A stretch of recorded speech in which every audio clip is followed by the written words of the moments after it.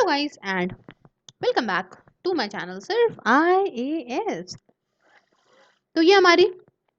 ARC की series का continuation है और ये हमारी फर्स्ट रिपोर्ट है जो है राइट टू इन्फॉर्मेशन की रिपोर्ट। तो आइए शुरू करने से पहले चैनल को सब्सक्राइब कर लीजिए ज़रूर से, बेल आइकन को प्रेस कर लीजिए ताकि आपको रेगुलर अपडेट्स मिलती रहें। देखिए RTI में इसके बाद काफ़ी चेंजेस आए हैं, तो एज सच ये बहुत इंपॉर्टेंट तो नहीं रखती है ना, बहुत इंपॉर्टेंस इसकी नहीं है,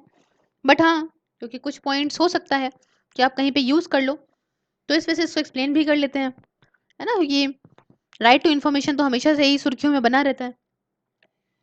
सो सबसे पहले जानेंगे कि राइट टू इन्फॉर्मेशन क्या है। तो राइट टू इन्फॉर्मेशन एक पार्लियामेंट का एक्ट है, हम भी जानते हैं, हमारे भारत के जो है पार्लियामेंट का एक्ट है जिसमें आपका रूल्स होते हैं, प्रोसीजर होते हैं कि लोगों के पास क्या राइट है इन्फॉर्मेशन लेने के। तो इसने जो पुराना वाला एक्ट था, फ्रीडम ऑफ इंफॉर्मेशन एक्ट 2002 का, इसने उसको रिप्लेस करा और ये राइट टू इन्फॉर्मेशन एक्ट बन के आया।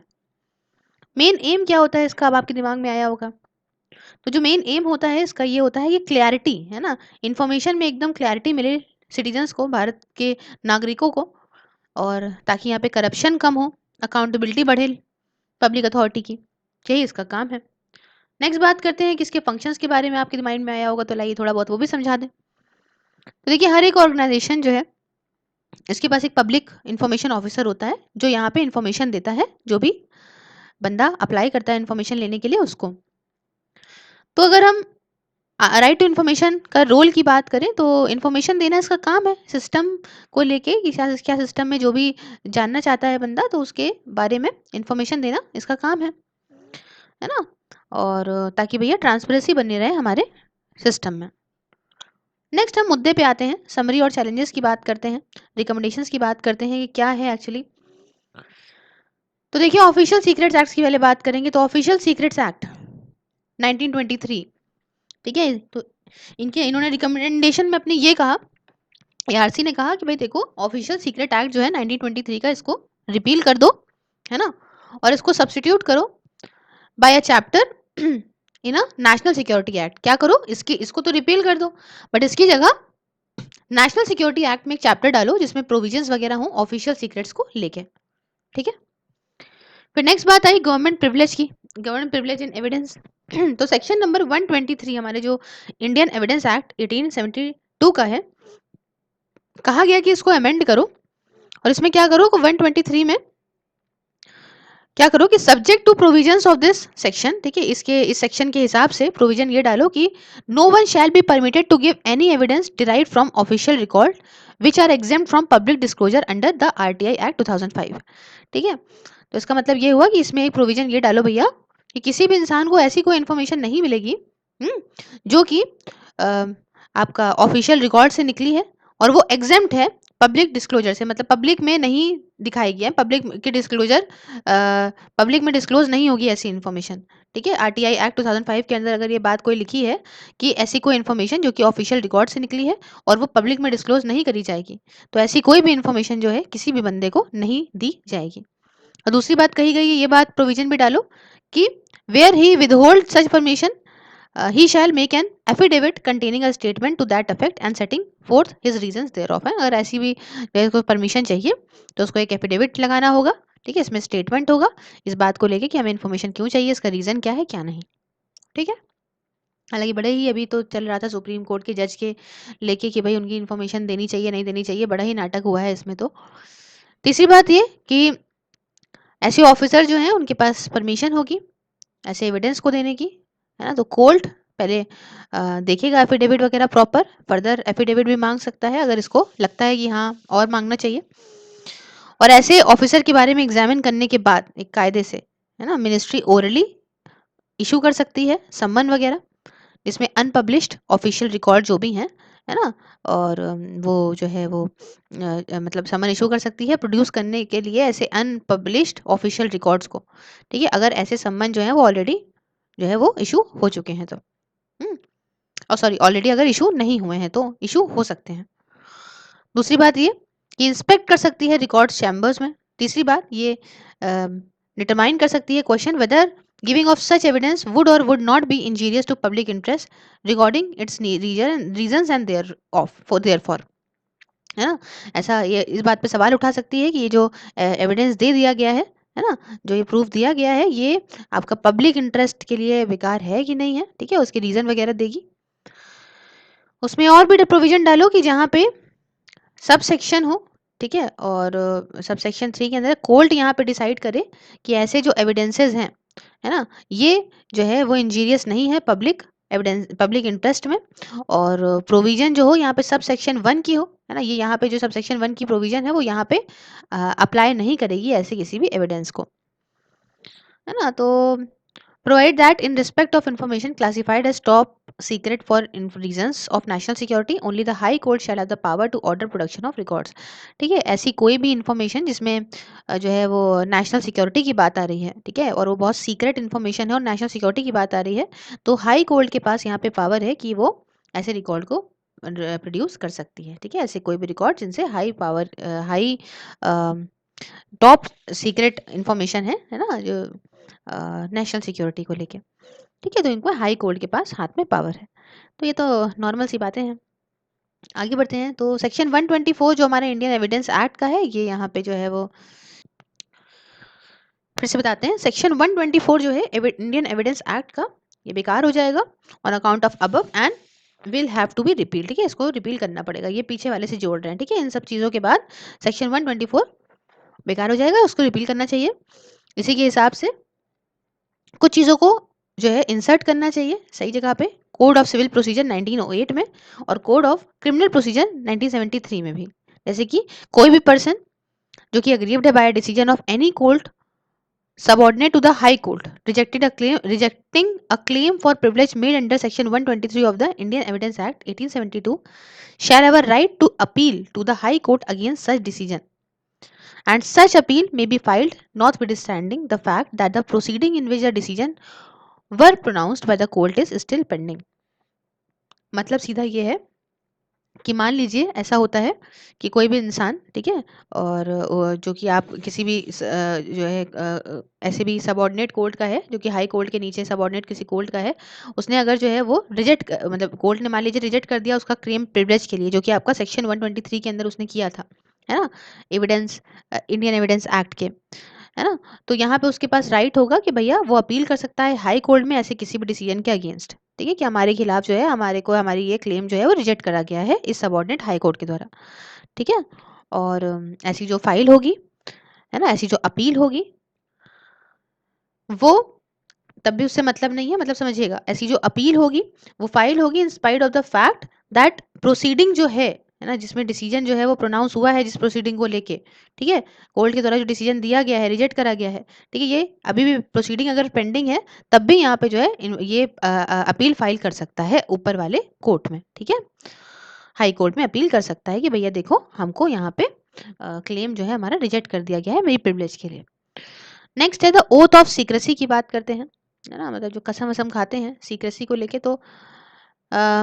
As an affirmation of the importance of transparency in public affairs, ministries on assumption of office, जब ऑफिस होल्ड करने जा रही होती हैं तो एक कसम खाती हैं, आप जानते हैं ना, ओथ या अफर्मेशन लेती हैं ना, तो जो ओथ लेती हैं ट्रांसपेरेंसी की भी लेती हैं along with the oath of office, और and the requirement of administering the oath of secrecy should be dispensed with, ठीक है, सब कुछ तो लेती है ना कि भी हम ट्रांसपेरेंसी बना के चलेंगे, हम यहाँ पे जो है वो सीक्रेसी मेंटेन करके चलेंगे। तो आर्टिकल नंबर 75 का पार्ट 4 और 164 का पार्ट 3 और थर्ड शेड्यूल यहाँ पे इस हिसाब से यहाँ पे अमेंड होना बहुत ज़रूरी है।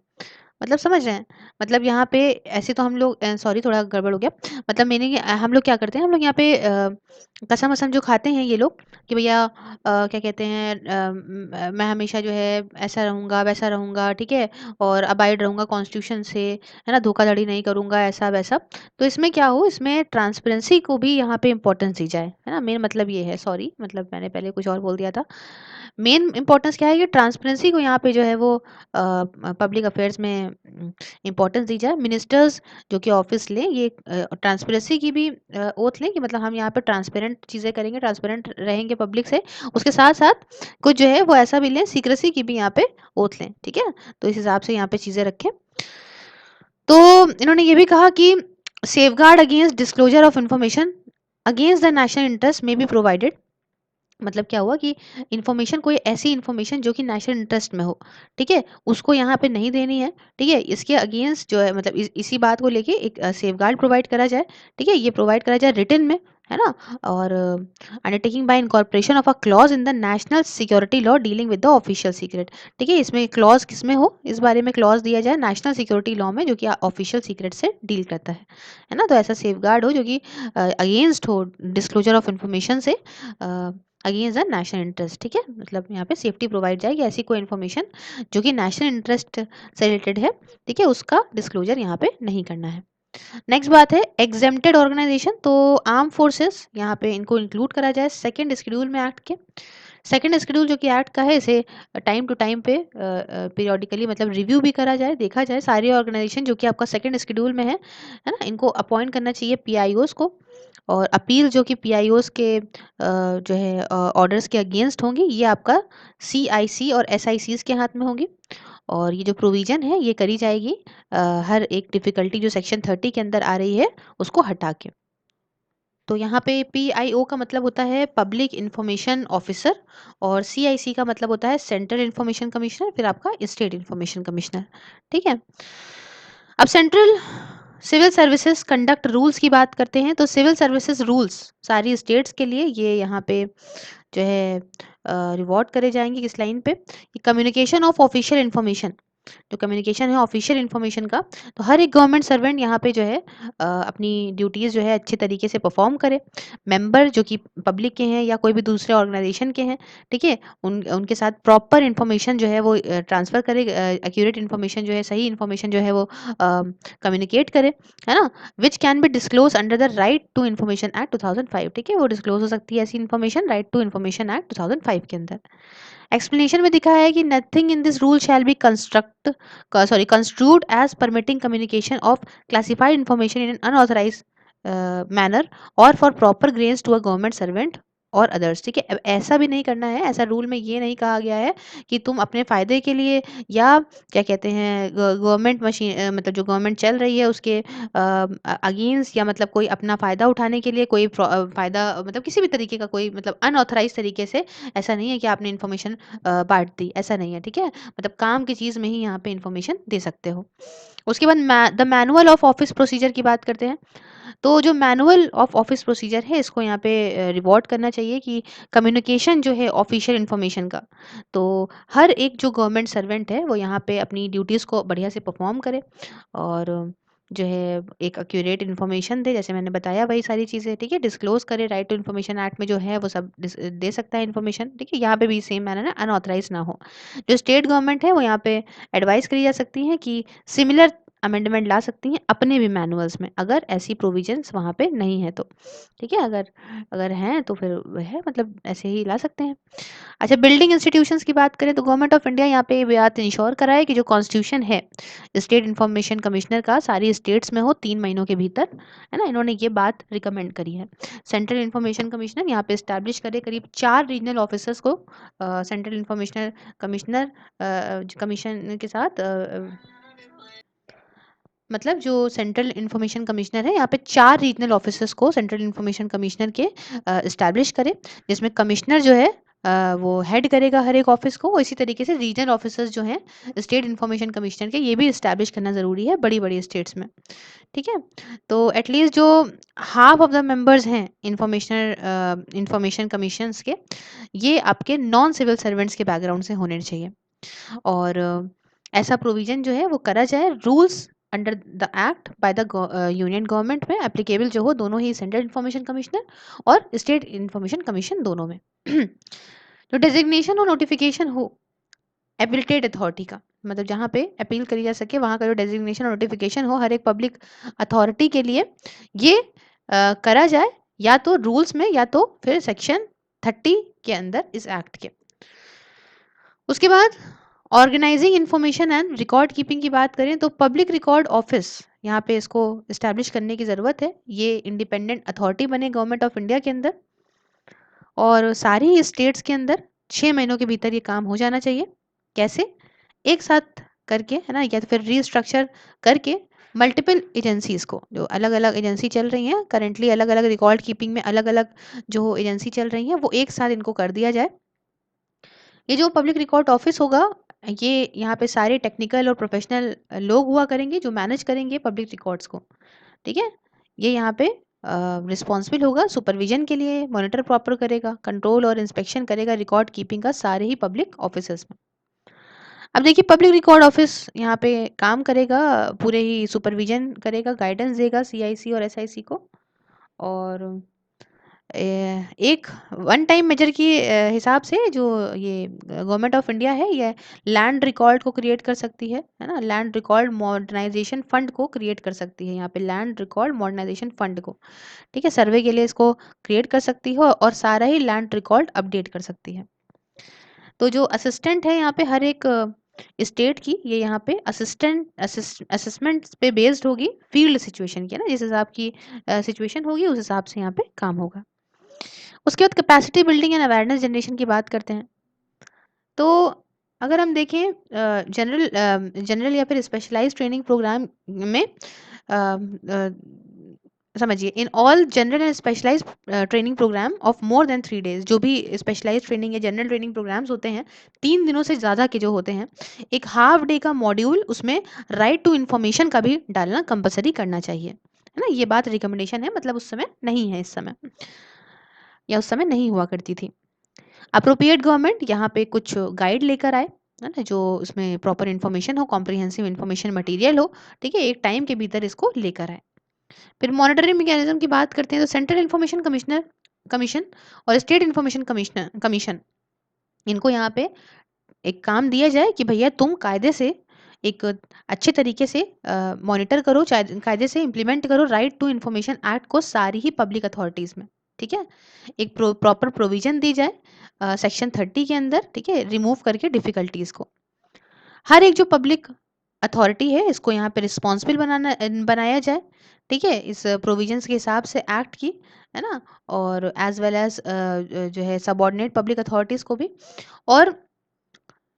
ज़्यादातर जो पब्लिक अथॉरिटीज़ हैं जो कि आपकी रीजनल स्टेट में आती हैं, ठीक है, रीजनल स्टेट में आती हैं, डिस्ट्रिक्ट में आती हैं या सब डिस्ट्रिक्ट लेवल पे आती हैं, ठीक है, वहाँ पे एक नोडल ऑफिसर को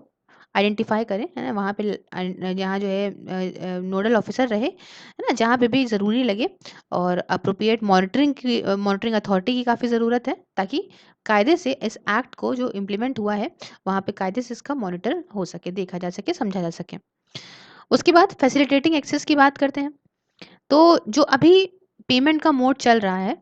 उसके साथ साथ कुछ जो अप्रोप्रिएट गवर्नमेंट जो है जो गवर्नमेंट है वो जो है वो अमेंड करें रूल्स को, जिसमें पेमेंट पोस्टल ऑर्डर्स के थ्रू भी लिया जा सके।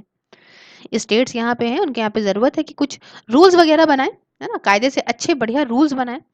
और ताकि जो एप्लीकेशन की फ़ी होती है ना, जो पैसा लगता है एप्लीकेशन का, उसे कायदे से यहाँ पे बताएं कि भाई किस तरह से लेना है, किस तरह से नहीं लेना है। और सेंट्रल रूल के साथ ये मतलब बढ़िया रूल हो, कोऑर्डिनेट करके चलें। यहाँ पे ये बात देखिए समझने वाली है कि जो फीस है, जो पैसा है ना, ये खुद में जो है कोई डिसएडवांटेज ना बन जाए, कि मतलब फाइनेंशियली वाले होता है ना, इंसेंटिव का मतलब होता है भाई कोई चीज़ दी हमने पैसे के टर्म में, है ना, जो इम्प्रूव करी चीज़ों को, मोटिवेट करी। और डिसइंसेंटिव का मतलब होता है कि भाई डिस्करेज कर दी, है ना, फाइनेंशियल टर्म की कोई चीज़। तो यहाँ ये समझने वाली बात है कि जो पैसा है ये खुद में इंसेंटिव ना बन जाए। स्टेट गवर्नमेंट यहाँ पे स्टैम्प वगैरह को इशू कर सकती है ना, जो कायदे की मतलब सूटेबल, जिस हिसाब के उनको सूट करे उस हिसाब के पैसों की कर सकती है ना। और उसी के थ्रू जो है फीस वगैरह का पेमेंट भी हो सकता है। जो ऐसे स्टैम्प्स हैं उनको आप एप्लीकेशन बनाने में यूज़ कर सकते हो पब्लिक अथॉरिटीज़ के सामने, ठीक है। और यहाँ पे जो है as all the post office in the country have already been authorise to function as APIOs, सारे ही जो पोस्ट ऑफिस हैं वो हमारे भारत के वो ऑलरेडी APIOs के तौर पे काम करते हैं, है ना, यूनियन मिनिस्ट्रीज़ के बिहाफ पे, डिपार्टमेंट के बिहाफ पे। तो इनको यहाँ पे ऑथराइज करा जाए कि ये फीस वगैरह भी ले सकें कैश में, या रिसीट वगैरह भी फॉरवर्ड कर सकें एप्लीकेशन के साथ। इसका मतलब होता है असिस्टेंट पब्लिक इंफॉर्मेशन ऑफिसर्स, ठीक है। अब इन्वेंटरी ऑफ पब्लिक अथॉरिटीज़ की बात करते हैं, तो गवर्नमेंट के मतलब गवर्नमेंट ऑफ इंडिया के लेवल पे है ना, जो डिपार्टमेंट ऑफ पर्सनल है और ट्रेनिंग है, ये यहाँ पे इसको आइडेंटिफाई करा गया है एक नोडल डिपार्टमेंट के तौर पे, है ना, इम्प्लीमेंट करने के लिए आरटीआई एक्ट को। और जो नोडल डिपार्टमेंट है उनके पास पूरी तरह से लिस्ट होती है, कंप्लीट लिस्ट होती है सारे यूनियन मिनिस्ट्रीज डिपार्टमेंट की, है ना, जो फंक्शन करते हैं पब्लिक अथॉरिटीज़ के तौर पे। हर एक जो पब्लिक अथॉरिटी है ना, हर एक जो पब्लिक अथॉरिटी है, ये इसे यहाँ पे उनके पास डिटेल हो सारे ही पब्लिक अथॉरिटीज़ की, जो कि उनके नीचे आती हैं नेक्स्ट लेवल पे, सबऑर्डिनेट जो उनके है ना। और यहाँ पे ये कंटिन्यू रहे till the last level is reach, जब तक के लिए आखिरी लेवल नहीं आ जाता तब तक के लिए सारी जितने भी ऊपर लेवल है उनके नेक्स्ट लेवल जो है उनके पास उन नेक्स्ट लेवल की पूरी डिटेल हो। ये सारी डिटेल जो है ये दी जाए वेबसाइट पे भी पब्लिक अथॉरिटीज़ की, ठीक है, हायरार्कियल फॉर्म में ना, जिस हिसाब से भी ये हायरार्की चल रही है उस फॉर्म में। हर एक जो पब्लिक अथॉरिटी है यहाँ पे उसके पास डिटेल हो सारी पब्लिक अथॉरिटीज़ की, है ना, जो कि उसके सबऑर्डिनेट आती हैं, ये मैंने बता दिया आपको। और नेक्स्ट बात करते हैं सिंगल विंडो एजेंसी की एट डिस्ट्रिक्ट लेवल। तो देखिए यहाँ पे सिंगल विंडो का मतलब क्या होता है कि एक जगह पे सारा काम हो जाए, है ना, 10 जगह पे भागना ना पड़े। तो सिंगल विंडो एजेंसी यहाँ पे सेटअप करने की ज़रूरत है हर एक डिस्ट्रिक्ट में। और ये तब हो सकता है जब आप एक सेल बनाओ डिस्ट्रिक्ट लेवल ऑफिस का, और एक डिस्ट्रिक्ट ऑफिसर जो है वहाँ पे डेजिग्नेट करो एक असिस्टेंट पब्लिक इंफॉर्मेशन ऑफिसर के तौर पे सारी पब्लिक अथॉरिटीज़ के लिए, है ना। और जो कि यहाँ पे सिंगल विंडो एजेंसी का काम करेगी, सब एक काम एक ही जगह से हो जाएगा। जो ऑफिस है डिस्ट्रिक्ट कलेक्टर का, डिप्टी कमिश्नर का या फिर जिला परिषद का, ये कायदे से जो है लोकेशन के हिसाब से हो सेल की, ठीक है, ये कंप्लीट होना चाहिए स्टेट्स में 6 महीनों के भीतर। तो ये इन्होंने रिकमेंड किया था। सबऑर्डिनेट फील्ड ऑफिसर्स की बात करें और पब्लिक अथॉरिटीज़ की बात करें, तो जो लोवेस्ट ऑफिस है किसी भी ऑर्गेनाइजेशन में, है ना, जिसका डिसीजन मेकिंग पावर है या ये एक रिकॉर्ड वगैरह रखता है, इसको यहाँ पे पब्लिक अथॉरिटी के तौर पे रिकॉग्नाइज कर दिया जाए, ठीक है। नेक्स्ट है application to non governmental bodies, तो ऑर्गेनाइजेशन जो यहाँ पे फंक्शन निभाते हैं पब्लिक नेचर का, ठीक है, जो कि ऑर्डिनरली आमतौर पे गवर्नमेंट जो परफॉर्म करती है फंक्शन, या एजेंसी गवर्नमेंट की जो परफॉर्म करती है फंक्शन, है ना, या वो सारी चीज़ें जो कि एक नेचुरल मोनोपोली है जिसके पास में, ठीक है, ये सारी की सारी चीज़ें जो कि यहाँ पे गवर्नमेंट वाली चीज़ें हैं, पब्लिक नेचर की चीज़ें, ये सब के सब जो है वो इस एक्ट के अंदर आने चाहिए। और कोई भी इंफॉर्मेशन, है ना, और अगर ये गवर्नमेंट के पास है तो यहाँ पे डिस्क्लोज हो अंडर द लॉ, ये डिस्क्लोज हो, है ना, ये must retain subject to such disclosure even when it is transfer to a non government body और इंस्टीट्यूशन। मतलब ऐसी इंफॉर्मेशन अगर कोई गवर्नमेंट के पास है और वो लॉ के अंदर एक्ट के अंदर आ रही है कि ऐसी इंफॉर्मेशन पब्लिक में आनी चाहिए, तो अगर ये इंफॉर्मेशन का या ये जो डिपार्टमेंट चीज़ें हैं अगर वो कहीं और भी ट्रांसफ़र हो गई जो कि नॉन गवर्नमेंट या फिर इंस्टीट्यूशन ऐसी कोई बॉडी है या जो कि नॉन गवर्नमेंट नेचर में है, तब भी तब भी वहाँ पे डिस्क्लोजर इनको इन्फॉर्मेशन का करना पड़ेगा। ये किस तरीके से अचीव कर सकते हो, ये अचीव कर सकते हो डिफिकल्टीज वगैरह को रिमूव करके सेक्शन 30 में जो आती हैं इस एक्ट की। टाइम लिमिट क्या है इन्फॉर्मेशन का, beyond 20 years, time limit for information beyond 20 years, तो क्या होना चाहिए, जो स्टिपुलेशन है 20 साल के पुराने रिकॉर्ड को अवेलेबल कराने की रिक्वेस्ट पे ये एप्लीकेबल हो सिर्फ उन पब्लिक रिकॉर्ड्स को जिनको यहाँ पे संभाल के रखा जाना चाहिए, है ना, इस पीरियड के लिए, और सारे ही जो दूसरे रिकॉर्ड्स हैं, है ना, तो जो पीरियड ऑफ अवेलेबिलिटी है वो लिमिटेड पीरियड के लिए हो, है ना, और उनको उसी वक्त तक रखा जाना चाहिए रिकॉर्ड कीपिंग प्रोसीजर के हिसाब से। ये सारी रिकमेंडेशन जो इम्प्लीमेंट हो, और जितने भी डिफ़िकल्टीज़ हैं सेक्शन 30 के अंदर इस एक्ट की, तो सेक्शन 30 पे काफ़ी एम्फेसिस डाला गया है, तो इसको ज़रा ध्यान रखिएगा। तो उसमें यहाँ पे इस हिसाब से जो डिफ़िकल्टीज़ हैं उनको रिमूव करा जाए। फिर mechanism for redressal of public grievances, तो स्टेट्स यहाँ पे इनको एडवाइस करा गया है कि भैया तुम एक इंडिपेंडेंट पब्लिक ग्रीवियांस का यहाँ पे एक इंडिपेंडेंट मतलब एक अलग पब्लिक ग्रीवियांसेस रिड्रेसल अथॉरिटी को जो है यहाँ पे सेटअप करो, जो कि सारे दुख दर्द देखेगी कि भैया क्या कंप्लेन है, क्यों देर हो गई, हरासमेंट हो रहा है, करप्शन हो रहा है, उन सबको ये देखेगी। ऐसी जो अथॉरिटीज़ हैं यहाँ पे काफ़ी अच्छे से काम करेंगी मिलजुल के, आप स्टेट इन्फॉर्मेशन कमीशन या फिर डिस्ट्रिक्ट सिंगल विंडो एजेंसीज के साथ में, और जनता को सिटीजन्स को हेल्प करेंगी यहाँ पे कि वो इन्फॉर्मेशन का यूज़ करें ताकि वो करप्शन और मिस गवर्नेंस के अगेंस्ट लड़ सकें और सर्विसेज बढ़िया कर सकें। फिर फ्रिवोलस एंड वेग्जाशियस रिक्वेस्ट, अब ऐसी रिक्वेस्ट जिनकी कोई सीरियस पर्पस नहीं होता, कोई इतनी ज़्यादा वैल्यू नहीं होती, तो इसके लिए रिकमेंडेशन ये दी गई है कि ये प्रोवाइड करा जाए कि इन्फॉर्मेशन जो कि डिनाइड है, जो मना कर दी गई है, अगर जो काम वाम इन्वॉल्व है, एक समझिए, it may be provided that information can be denied if the work involve in processing the request would substantially and unreasonably divert the resources of public body. मतलब सीधा है कि ये बात यहाँ प्रोवाइड करी जाए कि इन्फॉर्मेशन आपको जो अगर जो आप इन्फॉर्मेशन मांग रहे हो वो उसके बारे में आपको मना भी करा जा सकता है, अगर जो भी काम इन्वॉल्व है उस रिक्वेस्ट, आपकी जो रिक्वेस्ट है उसको प्रोसीड करने में, वो बेमतलब के लिए पब्लिक रिसोर्सेज को डाइवर्ट कर रहा है। तो इसके लिए ऐसी जो रिफ्यूजल है ये 15 दिनों के भीतर एप्लीकेशन देने के, मतलब जो बंदा एप्लीकेशन दे रहा है अपने इन्फॉर्मेशन के लिए, हाँ, ऐसी रिक्वेस्ट का जो है वो रिफ्यूजल दे दिया जाए 15 दिनों के भीतर, है ना, और प्रायर अप्रूवल इसमें क्या हो, एप्रोप्रिएट अथॉरिटी का हो, है ना, और आगे क्या हो, ऐसी सारी जो रिफ्यूजल है ये यहाँ पे ट्रांसफर कर दी जाए सीआईसी और एसआईसी को, है ना, जैसा भी केस हो उस हिसाब से, और सीआईसी एसआईसी जो है वो यहाँ पे इन सारे केसेस को खत्म करेंगी, है ना। अगर यहाँ पे कोई अपील होती है सेक्शन 19 पार्ट 3 के अंदर आरटीआई एक्ट की, तो ये सब भी सीआईसी एसआईसी देखेंगी। ठीक है, ये जो है ये इसके जो है ये अकम्प्लिश, उसके साथ रिमूवल ऑफ डिफिकल्टीज भी हो, है ना, जो कि अप्रोप्रिएट रूल्स वगैरह आप बना सकते हैं, उसके द्वारा क्या होगा कि डिफिकल्टीज खत्म होगी। Application of the act to the legislature and the judiciary. ठीक है, इस एक्ट का जो है ये एप्लीकेशन लेजिस्लेचर में, जुडिशरी में कैसे लगेगा देखते हैं। एक सिस्टम जो है इंडेक्सिंग का या कैटलॉग वगैरह हो रिकॉर्ड्स का लेजिस्लेचर में, है ना, जिसमें क्या हो कि आसानी से जो है वो चीज़ें एक्सेस कर पाएँ लोग। और ये कैसे आप कर सकते हो, आप डिजिटलाइज कर दो, है ना, डिजिटल चीज़ें कर लो, रिकॉर्ड्स को जो है वो कंप्यूटर पे सेव करना या ऑनलाइन सेव करना, और सिटीजन भी अब इसका एक्सेस कर सकें, है ना, तो ऐसी फैसिलिटीज़ प्रोवाइड करिए। और एक ट्रैकिंग मैकेनिज्म भी डेवलप करने की ज़रूरत है, ताकि जो भी ब्रांच एक्शन ले रही है कई दूसरी दूसरी रिपोर्ट्स पे, जैसे कि कंट्रोलर एंड ऑडिटर जनरल की, कमीशन ऑफ इंक्वायरी किया, हाउस कमेटी की, ये सब के सब मतलब जो अवेलेबल है लेजिस्लेटर को, है ना, और पब्लिक को हो अवेलेबल, और ऑनलाइन हो, हर जगह अवेलेबल हो सारी चीज़ें। जो ये काम धाम है जो वर्किंग है लेजिस्लेटिव कमिटीज़ की, ये आपका पब्लिक में जो है पब्लिक के सामने रखी जाए, और जो प्रिसाइडिंग ऑफिसर हो कमेटी का, अगर ज़रूरत हो स्टेट के इंटरेस्ट में, प्राइवेसी के इंटरेस्ट में, तो ये होल्ड कर सकता है प्रोसीडिंग कैमरा में भी। ठीक है, प्रोसीडिंग जो है वो कैमरा में रिकॉर्ड भी कर सकता है। जो रिकॉर्ड्स हैं आपका डिस्ट्रिक्ट कोर्ट में या सबऑर्डिनेट कोर्ट में, इनको स्टोर करना होगा साइंटिफिक वे में। ठीक है, और एक इसमें नॉर्म्स होंगे, कायदे से इसके लिए बनेंगे, है ना, प्रॉपर इंडेक्सिंग और प्रॉपर कैटलॉगिंग होगी।